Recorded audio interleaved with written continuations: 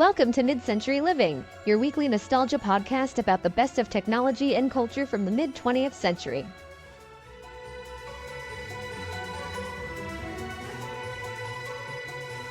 Welcome to episode 52 of Mid-Century Living, the show where we talk all about the best of the mid-20th century and how to add vintage vibes to your modern lives. We're your hosts, Gonzalo. And Jackie. And happy Halloween!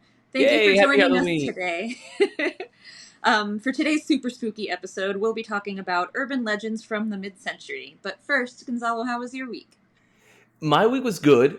Two cool things happened this week. In our last episode from last week, you may remember that I said that the weather was turning and that I might be able to take the roof off the Jeep, and I did. And I was without a roof for almost an entire week, like Nice. Saturday to Saturday.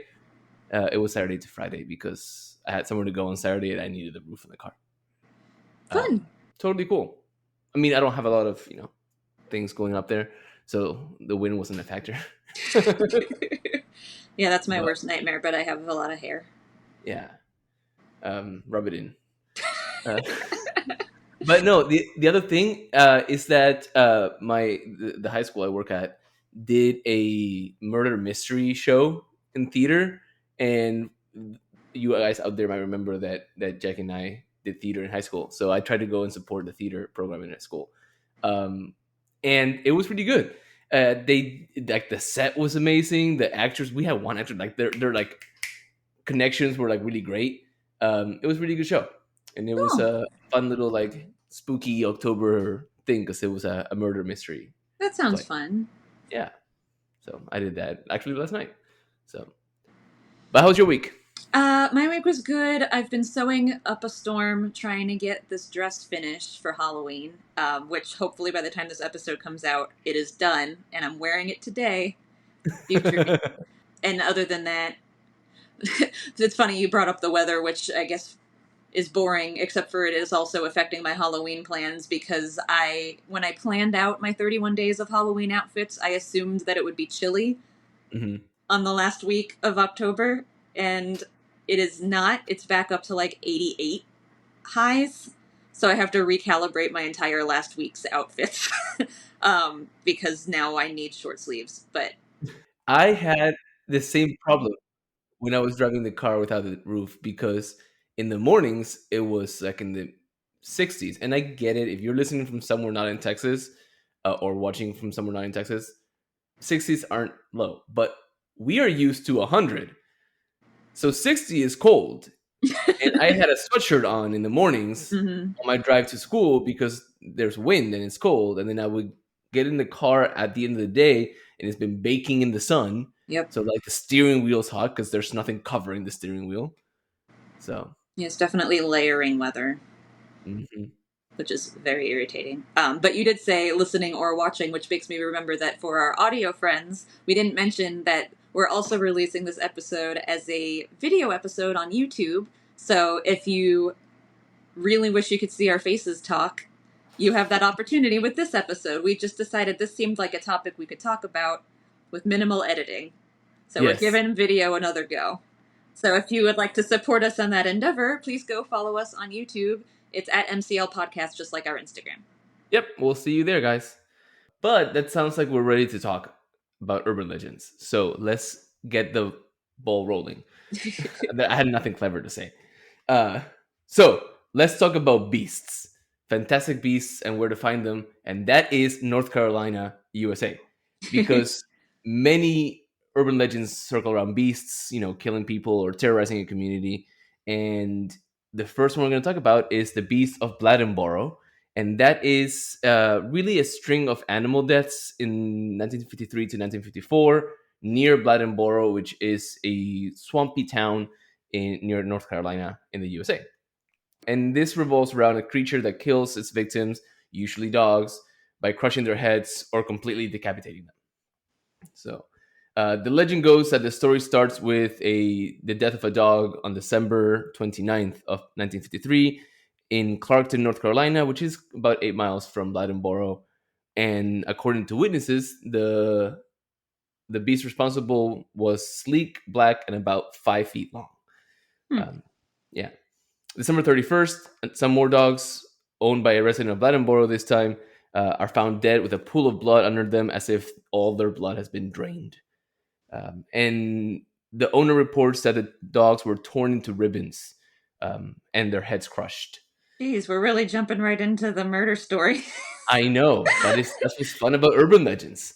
Yeah, I don't know if it's worth mentioning that we each picked out our own urban legends for this episode, and this one's all Gonzalo, just as... Yeah, 100% me talking And about beef. ironically, he is a dog person, so... I am. But also, I didn't know that there were dogs involved in this one. Oh. So, but anyway, more unfortunate incidents with dogs happen in January 1954, although there's also a victim of a pet rabbit and a goat, both having killed with injuries specific to their heads, like decapitation or having their heads flattened. The goat, it was said to have its head flattened. And an autopsy performed on one of the dogs reported that the dog had, quote, no more than 2 or 3 drops of blood in him. Dang. So, I know it's not more. It's kind of like the chupacabra type thing. Yeah. So, what was this beast? The descriptions by locals vary. Some are saying that it's an animal about 4.5 feet long, with bushy, resembling like a bear or a panther, close to 150 pounds. However, the specific source that said that weight also said that the guy saying the weight did not see the animal. So, All right. I don't know how that happens. And oftentimes, the sightings are accompanied by a strange noise like a baby crying. Huh. An actual description from a newspaper article, however, said about 20 inches high, long tail, about 14 inches long, a face exactly like a cat. Quote, only I ain't ever seen a cat that big. That was my attempt at a southern accent. Walking around stealthy and sneaky. So it sounds to me like somebody broke out of the zoo. Yeah, Like it sounds like an some animal. loose cat. Yeah. So let's see what people thought. There's, again, more locals who are talking about it. Mrs. C.E. Kinslaw heard dogs whimpering outside, went to investigate, which, like, why? If there's a creature terrorizing the area, why go out? But she sees a creature, allegedly, it rushes towards her, she screams, and then the thing goes away. And the Raleigh News and Observer, which is a newspaper at the time, wrote a story on its front page titled Vampire Charges Woman. Okay, So, now I like the story. Well, now that yeah. they think it's a vampire, it's a little bit Yeah. more interesting. So newspapers around Bladenboro picked up the story, and then it kind of went a little national, and we have a hunt. 600 men from as far as Tennessee come, including fraternity brothers from UNC Chapel Hill, go Rams, come to put the beast to rest. And even the police chief, Roy Force, thought it was a wolf, claiming that old folks say that they remember seeing wolves in this bay swamp area. So what do people think? Well, the town of Bladenboro kind of gets terrified. I mean, it's nighttime. Who's going to be the next victim? Is it going to keep doing it to animals, or are people in danger? So a young man by the name of Ev Butler recalled that nighttime was feared. As the sun set, the entire community on the west side of town went indoors and didn't come out. And he has a little story about how his house had an outdoor privy, and how the receptacle that was used at night, so you don't have to go outside, got really used around this time. So,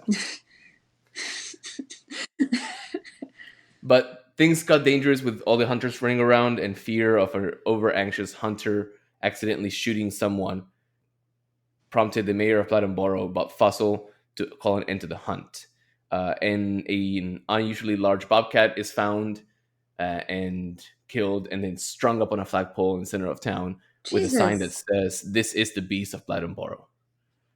So, in the end, it's likely that it was some sort of wildcat, because after the bobcat is found, stories and claims of killings goes down. So they did get it. They did get it. Well, that's what it sounds like. I mean, it's an urban legend, so we don't really know. Maybe the beast is still out there. But there is a little bit of controversy because the mayor of the town, first of all, Bladenboro was known for like showmen and hype men and that kind of stuff, and that included the mayor, who was also the owner of a local movie theater. And when the peak of all this was happening, he actually had a movie booked for his movie theater. It was a horror movie titled The Big Cat. And the idea here is that it's all a gimmick. That since the early 1950s are dotted with these like gimmicks of people taking advantage of situations in order to like promote films, that this was all a big gimmick by the mayor to get everything started, because he's the one that called the hunt. He's the one that called the newspapers. So he actually confessed later on that the beast was, quote, 10% real, 90% imagination. Hmm. So it's possible that it was a big hit just because it was a slow news week. So the story of a beast terrifying a small southern town becomes bigger than it would have if the news cycle was busy. So what do you think? What was the beast of Bladenboro? I really hope it was an animal going around killing other animals and it wasn't some owner of a movie theater going around killing people's dogs to promote a film. I hope so too, but I kind of also hope it was a vampire. Yeah, vampire would be better. And it only kills at night. Yeah? And as we know, vampires can't go out in the sunlight. So Intriguing. as whatever the beast was, actually, its legacy lives on. So before we talk about the next one, the fuss around the beast of Bladenboro is a source of like pride for the town. And there's actually an event, an annual event called it's called Beast Fest, and it's put on by Boost the Borough Incorporated. And this is an event to encourage the spirit of collaboration and enable Bladenboro community to grow, prosper, and improve the quality of life. And it is a festival that sees about 8,000 people annually and has music, food, and vendors, and even offers a scholarship. And it currently is going on as we record because it is happening this weekend. So by the time that the episode comes out, it would have been last weekend. Well, that's interesting. Well, I guess it might as well use it to attract some tourists. The festival sounds fun. Yeah. Even if the story was a little murdery. Yeah, but very, very violent legend, but at least they're turning it into a like community event. Yeah. So good for them. Who doesn't like food? Not us, because we like to talk about food all the time. So. But that urban legend actually has some similarities to the first one I'm bringing to the episode, which is Mothman, which I called dibs on right away when we started doing urban legend ones. We had to get a cryptid in here for sure. So Mothman is a famous cryptid from West Virginia. He is a humanoid creature about 7 feet tall with white wings and glowing red eyes. So the first sighting was on November 15th, 1966, where two couples from Point Pleasant told police that they had seen the creature standing on the side of the road while they were driving by the TNT area, which was the site of a former World War II munitions plant. And they sped away, but Mothman allegedly flew after their car, making a screeching sound, and it pursued them as far as Point Pleasant city limits. The newspaper report, which is almost my favorite part of the story, like the very first news article published the next day, was titled "Couple See Man-Sized Bird ... creature ... something."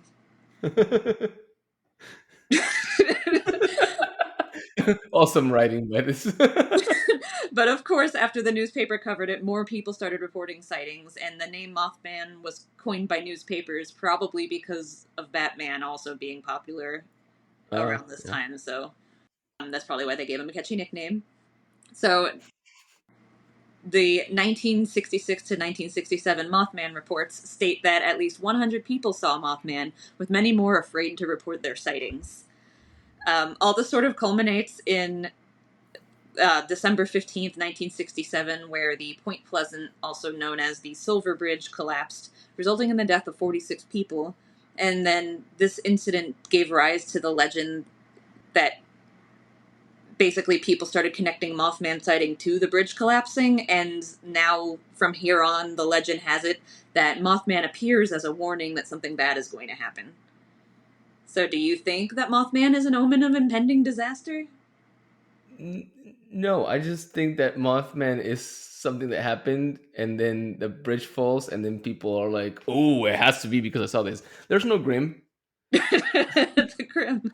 Tea Leaves didn't even look like a dog in the movie. No, he doesn't. He looks like a bear, sort of. Well, the truth, possibly, of Mothman, as it is a lot with cryptids for some reason, is it was probably a bird. There's actually a large American crane called the Sandhill crane that could be almost as tall as a man and has a 7-foot wingspan and reddish coloring around his eyes. I looked up pictures of him, but it was really hard to find a picture of it standing next to something for scale. But the thing is, it's not local to the area, so it probably wandered out of its migration route and was unrecognized because it was not native to the region. So I could see how maybe at night a bird you've never seen before in your life, like a species that's not usually there, you would probably assume it was a monster, not a bird. True. Like, but then everyone's like, oh yeah, I saw him too. Like, maybe 100 people saw this bird while he was wandering around lost, trying to figure out where his migration thing was. But anyway, really, because of the bridge, though, it still spiraled out of control, and it was still a popular thing in culture, making it getting even more notoriety later when John Keel published The Mothman Prophecies in 1975, which is really responsible for making that national news with this legend. And then they even turned it into a movie in 2002, Cool. which I have not seen. I have not either, but I've heard of it. I have heard of it. There are also several documentaries and an episode of Unsolved Mysteries about Mothman. Love it. And my other favorite thing about Mothman is mostly just how much West Virginia loves him. So there's actually an annual Mothman festival in West Virginia in Point Pleasant. So basically they were sitting around just kind of like with your beasts of Bladenboro, brainstorming creative ways to attract visitors to the city, and decided to just like go with the Mothman theme. So the first Mothman festival was held in 2002, around the same time the movie came out. So lots of connections here. And the festival is held on the third weekend in September each year, and the average attendance is an estimated 10 to 12,000 people each year. They also have a 12-foot-tall metallic statue of Mothman, which was unveiled in 2003, and a Mothman Museum and Research Center, which opened in 2005. Shut up, they have a research center? Yes. It sounds like a hoot, and if I'm ever in West Virginia, I'm 1,000%. Oh, yeah. Doing some Mothman stuff and buying some Mothman merch. I'm going to go to the museum and research center. So any thoughts on this, one of the most fun cryptids, who did not murder anybody except for maybe 46 people on a bridge? I think it was the bird. I find it fascinating. And I think it's a fun one. Especially since they're like all in on the myth now, and like I just think it's a fun myth. One of my favorite cryptids. The idea that a town cycles so much around an event like that, and then they have festivals, reminds me of, I don't know if you remember, there was a Scooby-Doo movie, Scooby-Doo and the Something Witch, and it was basically like a town in New England that like has this like festival around witches, and Scooby-Doo and the gang go, and it turns out that it's all real. But anyway, that's just me. Anyway, let's keep talking about urban legends, and let's go to the next one, which is going to take us across the pond to the United Kingdom. Fun. Specifically London, England, I guess I should say, not London, Texas. But this is the story of the Highgate Vampire. Yay! And this was a media sensation that started back in the late 1960s, and it surrounds the main location as actually the Highgate Cemetery in London, which is a cemetery that is the final resting place of about 170,000 people in around 53,000 graves, which when I read that number, I was like, how does that work? Because that's not enough graves for the number of people, but you know what? I don't know how cemeteries work. Anyway, it's part of the Magnificent Seven, which is the 7 large private cemeteries in London dating back to the 19th century. In the 1960s, it was a little overgrown, neglected, and that kind of prompts the craziness that happens. So the story starts on Halloween night, so tonight of 1968. A group of youngsters interested in the occult at the Tottenham Park Cemetery, which is continuously being vandalized at the time. They claim to have taken flowers from graves and arranged them pointing to an uncovered grave in which a coffin was opened and the body inside disturbed. And the thing here is that there was an iron stake in the shape of a cross going through the lid and into the breast of the corpse. This was reported in the London Evening News on November 2nd, 1968, and it marks the beginning of a craze of sightings of figures in cemeteries that became attributed to the Highgate Vampire case. So in February of 1970, so we're a little bit of a rule breaker, but not so much. Um, Local man named David Ferrand, interested in the paranormal, wrote in a letter to the Hampstead and Highgate Express, which is another newspaper, about sightings on Christmas Eve of 1969, where he had a glimpse of a gray figure at Highgate Cemetery. And he claims to have spoken to an old lady and a middle-aged accountant who also had similar sightings. The old lady had been walking her dog through the cemetery, which why? But anyway, where she claims it got icy cold and she saw a tall, dark figure with glaring eyes that seemed to be floating towards her. Ooh. Yeah, spooky. And the accountant got lost in the cemetery, which again, why are you cutting through the cemetery? When it got icy cold and he felt someone behind him, so he turned, which we never do, but he did anyway. And he saw a tall, dark figure that then vanished. So Ferrand decided to investigate by spending a night in the graveyard, and around midnight, he claims to have seen a 7-foot tall figure floating above the ground, and it also got icy cold. But no one's gotten bit? No one's gotten bit. No one's actually interacted with this figure. They just seem to see. He's just going around spooking. He's not really doing vampire stuff. Yeah. All right. So maybe that's how they have their fun. I don't know. I've never met a vampire. But anyway, several people replied to Farron's letter describing a variety of ghosts that they say are haunting the cemetery, always described like as a tall man in a hat or a woman in white, a face glaring through the bars of the gates, gliding forms, that kind of stuff. And this prompted another local youngster interested in the supernatural, Sean Manchester, to claim that the gray figure Ferran had seen was a vampire. And this really latched onto the public and stories of vampires, becoming the king of vampires there. So in February, Manchester published an interview titled "Does a Vampire Walk in Highgate?" with his theory, talking about how the king vampire of the undead was roaming the cemetery and how this was an aristocrat and practitioner of black magic, originally from Romania, buried in England in the 18th century and awoken by the Satanists of Tottenham Park Cemetery. This all culminated in the March mob. So the stories of the rivalry between Ferran and Manchester culminated in Manchester declaring that he's going to hold an exorcism. And then the news media got a hold of this, and then they started publishing interviews with him. And all of a sudden, a mob of hunters armed with weapons searched through the cemetery. Like people from all over London come to the cemetery. With torches and pitchforks? Pretty much. And of course, no one catches the vampire, although they all insist they've seen this dark figure. Anxiety and terror seem real throughout the area. Manchester claims that the panic and fear and disbelief is set because of this vampire. And in 1970, they even find the charred and headless remains of a woman near the catacombs of the cemetery. And for whatever reason, police suspect that the body was used in some kind of black magic ritual. And Ferrand gets arrested, but nothing really amounts to this.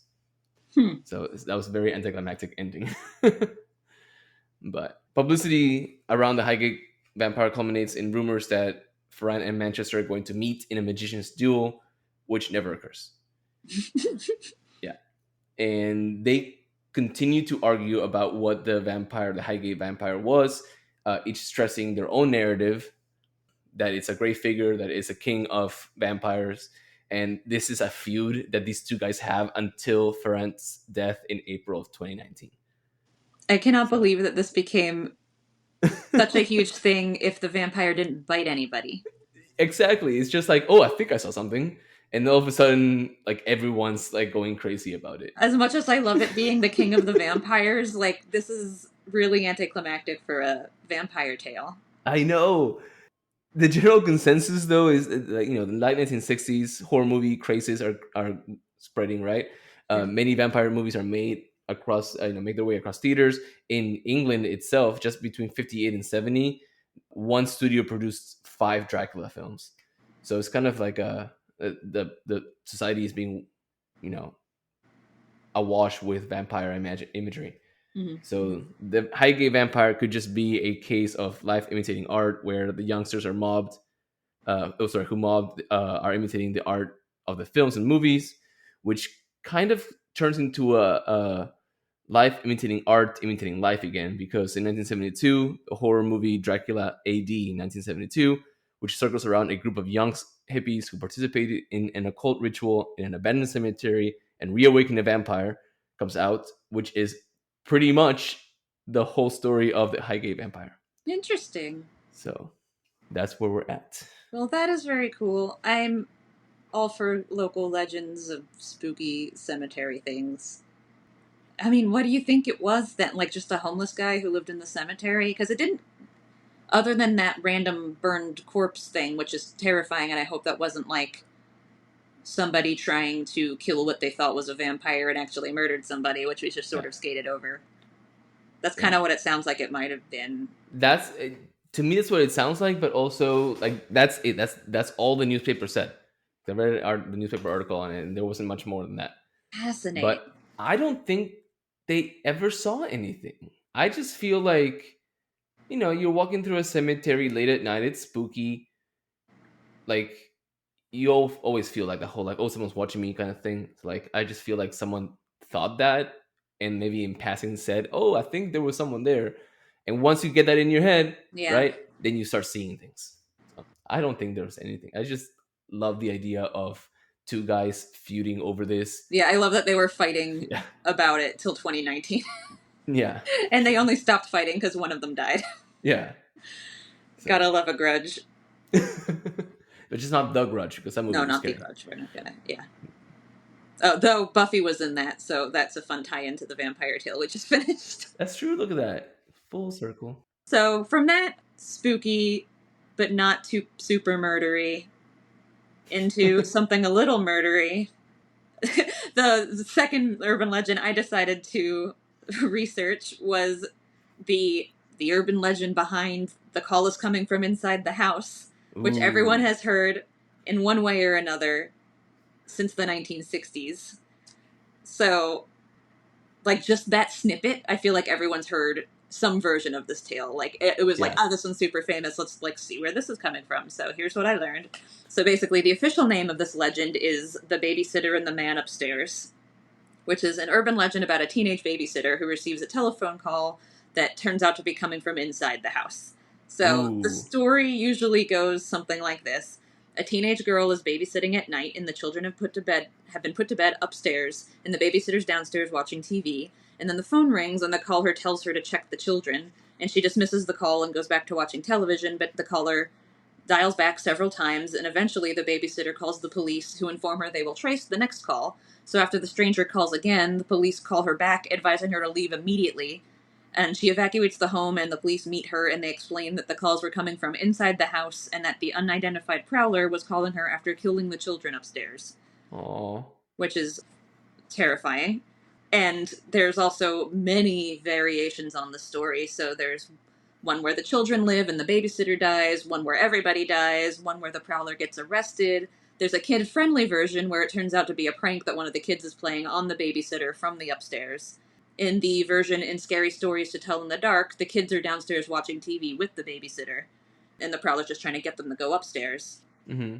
There's also a clown variation that I really, really hate, and since I went through the trouble of researching it, now you guys can hate it too. So in this version, there's the babysitter's walking around the house and notices like a life-size clown doll or statue in the children's room that kind of freaks her out.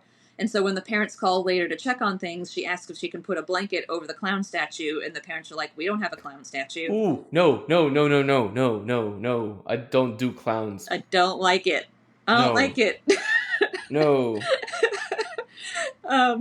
So all of these stories, thankfully, are just totally, completely made up, because the only thing even close to this tale at all in the original story that every source I found credits the origin of this tale from is the unsolved murder of teenage babysitter Janet Christman in Columbia, Missouri in 1950.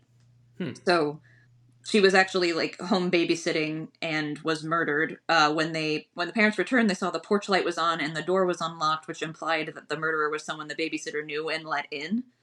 Mm-hmm. Luckily, the child she was babysitting was asleep upstairs and unharmed, so he was fine, unlike in the original version where the kids died, but the babysitter was fine. So the murder was never solved, but the parents had suspicions that it was this neighbor that they all knew and who knew that Janet would be home alone that night. Oh, okay. So basically, this case was all over the news and likely turned into a cautionary tale that just sort of devolved over time into the spooky campfire story that we all know today. Somebody on Reddit actually confirms that this is something people were talking about, even back in the mid-century. So we used to tell this. She said we used to tell the story in the 70s at Girl Scout camp at spend the night parties. Of course, this premise only works when we used to have home phone lines, which is a good point.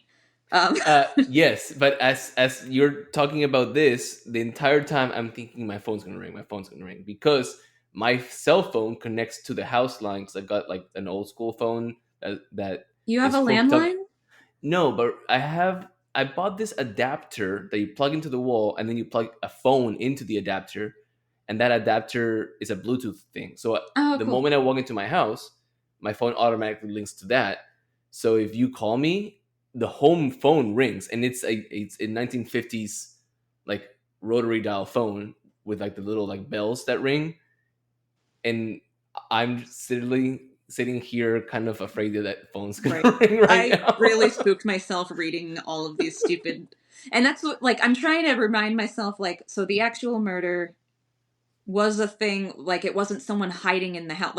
All the scariest versions of the story are the ones people made up to scare people, and they are totally effective and scary. The original Yeah. murder isn't something at all like the stories that it turned into, but the stories that Yeah. it turned into are freaking terrifying, and I've been just walking around turning lights on everywhere all week researching this one. But the trope is, it's an effective story, and it's real Yeah. spooky. So it also has been used in 12 films, most notably Black Christmas, which might have been the first one, which came out in 1974 and was remade in 2019, and When a Stranger Calls, which came out in 1979 and was remade in 2006. And I remember that one. I've seen that one. I remember that came out when we were in high school, and we used to watch a lot more scary movies. Yeah, Actually, no, I don't know if that's true. We used to watch them as a group. yeah, which is the best way to watch a scary movie. Yeah, definitely. Anyway. Although they're scarier if you're sitting at home alone. Yes. Goodness. Even just reading them anyway. I'm just such a baby. This was a mistake. But I already did all the research, so I there think you go. it was Might perfect. as well. I don't have to. Yeah. It's Halloween. 'Tis the season, and now I'll just never Yeah. read anything spooky again for another year. You got time. You got 11 months before September again. But anyway, let's move on to another story of a mad killer terrorizing teenagers. But instead of a babysitter, we're going to go and terrorize and torment teenage couples, because the next legend is the legend of the Hook, or the Hookman. Jack, have you heard about this one? Yes, I have. I also remember reading this one in Scary Stories to Tell in the Dark at Girl Scout camp, and it ruined my day. So let's get to it. Okay, well then let's go through the legend. Some of you guys might have already heard it of some form. So the legend is basically the story of a killer with a pirate-like hook for a hand attacking people in a parked car, and typically is depicted with a killer as faceless or silhouetted man in a raincoat, and it really gained traction after being printed in the 1960s in an advice column. We'll get more into that in a minute. But the story goes, and in all versions, it always start the same. A teenage couple in a parked car cuddling, or doing some other stuff, Cuddling. usually in like a lookout point or a secluded woodsy area with a radio player playing. Now, for all you youngsters out there, we used to listen to this thing called the radio, which is like a live broadcast. It's not Spotify. So the radio quickly shifts from music to a news bulletin reporting that a serial killer with a hook has just escaped from a nearby institution. Sometimes it's a jail, sometimes it's a psychiatric hospital.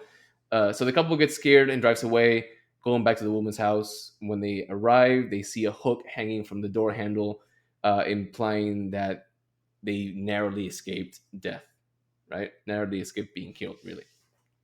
And just like the previous story, there's many versions. Sometimes the couple hears scratching on their car or footsteps before they leave, but they don't see anything. Sometimes they see the killer and that makes them leave. Some others are more gruesome, where the man gets out of the car to look for the figure or look for whatever the noise is, and investigating, not finding anything. So heading back to the car, where he finds his girl brutally murdered. with a hook still left in her. Mhm. Or sometimes the woman leaves the car after being in it for a while, scared because her boyfriend is not coming back, only to discover that he's been killed. Sometimes that's it. Sometimes she runs back to the car and she stumbles across the Hookman and she dies. Or she's discovered by police who escort her and they're like, "Don't look back," and she does, and it's like the mangled body of the guy. Lots of versions.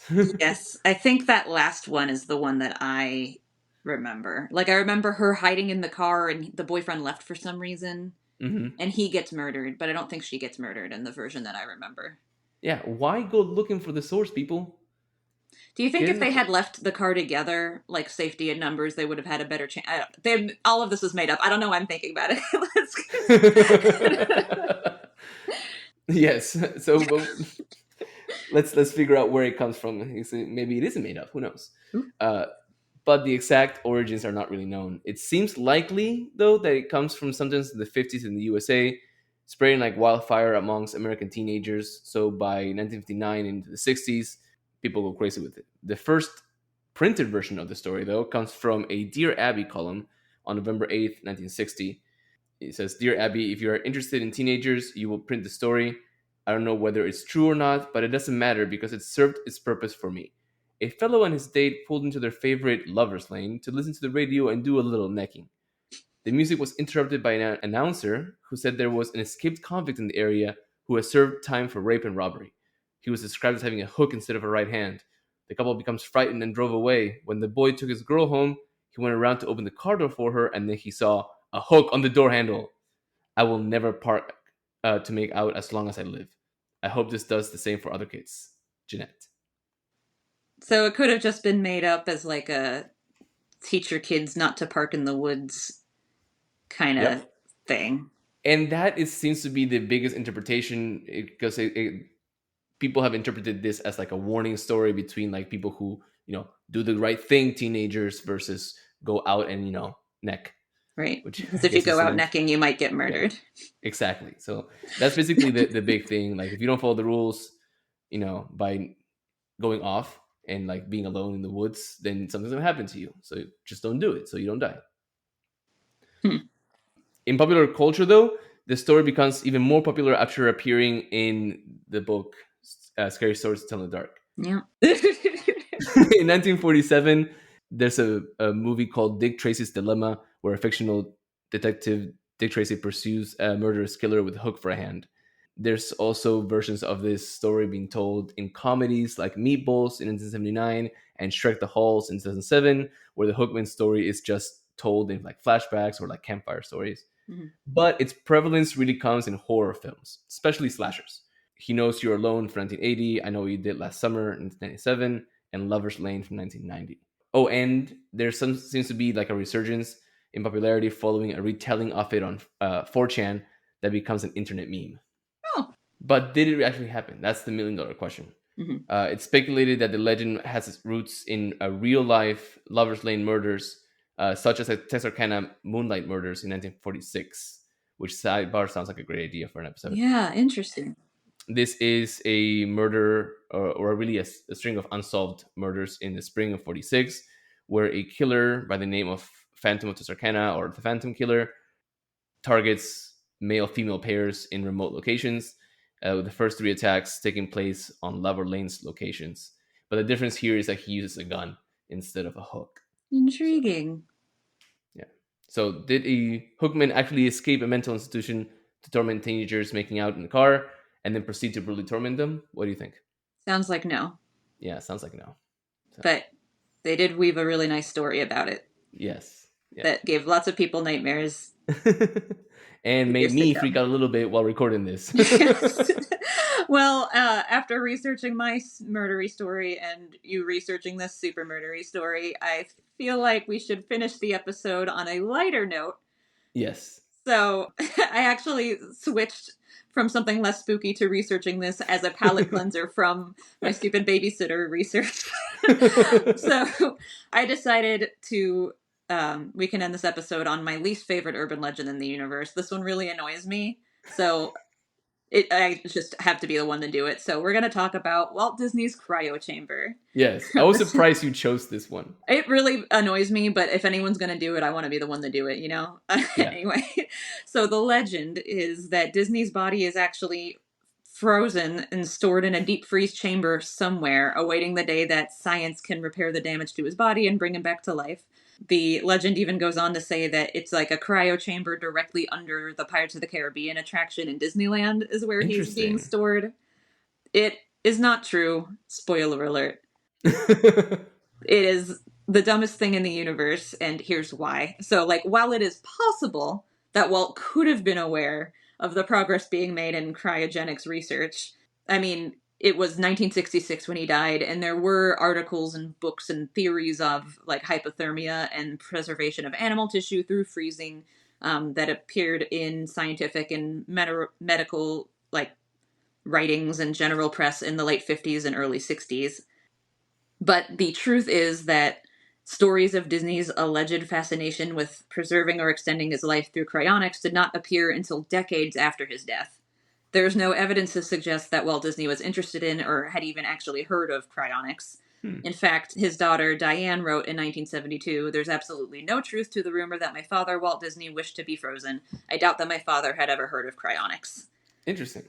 And indeed, Walt Disney's death certificate shows that he was cremated 2 days after his death, and the family members, like the other Disney family members, have confirmed that cremation was Walt's wish. Interesting. I wonder if because there's no actual grave, because it's cremation, people are like, well, maybe there's no that's how grave. the rumor started, because there's no grave. Yeah, so like, well, if there's no grave for this huge figure, obviously he's buried underneath the Pirates of the Caribbean. Right. Right. But like it says on his death certificate that he was cremated. So this anyway, a lot of people, when you tell, like, what bothers me the most is like just telling people you're a Disney fan or like a fan of Walt Disney the man, and then the first question out of everyone's mouth is always like, so what do you think about his frozen body? And it's just like, I don't want that to be his legacy. I find it really irritating. But yeah, I can see that. But then again, there are some genuine fans of Walt Disney the man and Walt Disney the company who aren't as annoyed by this rumor or this urban legend and created this fan film. There's actually a movie somebody made called The Further Adventures of Walt's Frozen Head.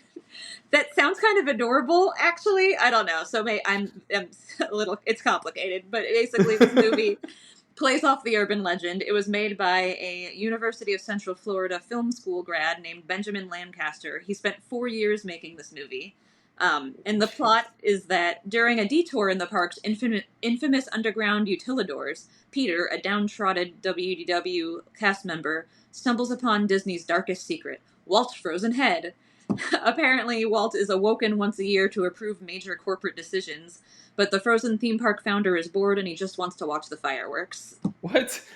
Like, did he just find it in like Yeah, a so shelf? I saw the trailer. Apparently you can watch the whole movie on YouTube, and I might actually do it because the reading I did, like, this was a fan-made film. Like, they made it with love. And basically, so this guy's like walking around under Disney, just like looking in the backstage area, and like comes across Walt Disney's head, who's just like totally conscious and chatty, and be like, hey, I want to see how the park turned out. Can you just bring me up there? So he carries him around Walt Disney World in like a cat carrier. And what's even more interesting is they actually filmed it on location in Walt Disney World without the knowledge or permission of the Walt Disney Company. So they just snuck cameras and actors, and that's probably why it took 4 years. Like, everyone just snuck into the theme park and and just acted out their scenes. And they just like filmed it, and then whenever they saw security, they just ran. And like, that's how they made the whole movie. I'm so intrigued, and I kind of want to see it, but also like I feel like it might be a waste of time, but also not. It's only 120 minutes. At least watch the trailer. Maybe we should put that in the show notes. yeah, definitely. Anyway, so what do you think? I for one do not think that he was frozen. I wasn't even like, I've heard this story before, but also I wasn't even aware that people like cryonics were a thing back in the mid-century. Like, that sounds like such a 90s, early thousands thing. So I think, this is not true. I mean, obviously, I know it's not because there's facts, right? But also, like, even if those facts weren't there, I probably wouldn't think that his head is frozen. But I love the idea that someone thought it so much that they made a video, like a pirate video. Mm-hmm. So I kind of want to watch that, and I think it's a great way to end. Right, that's a great way to diffuse the tension. Yes. So I wanted to end it on something lighthearted because I'm not a really scary Halloween person. I'm a kind of spooky Halloween person, and this is much more my speed. Well, I loved it. Thank you for sharing that with us. Sure. So it looks like with that, we have landed the plane. So thank you guys all for listening today. If you've enjoyed today's episode, please subscribe to the show and tell a friend. You can also follow us on Instagram and YouTube at MCL Podcast. Sending us a DM on Instagram is the best way to send us comments and episode suggestions and feedback, so send us a DM anytime. Yep. You can also contact us through our send us a text message feature in the show notes if you're on your favorite podcast platform. And if you do, we'll read it on the next episode. Yes, so send us a message through that or send us a DM, and we'll see you guys again next week. Happy Halloween! Happy Halloween! Thank you for listening to Mid-Century Living. Please subscribe, tell your friends, and leave a review. We're available on Apple Podcasts, Spotify, or wherever you listen to podcasts. You can also follow us on Instagram at MCL Podcast. See you next Friday.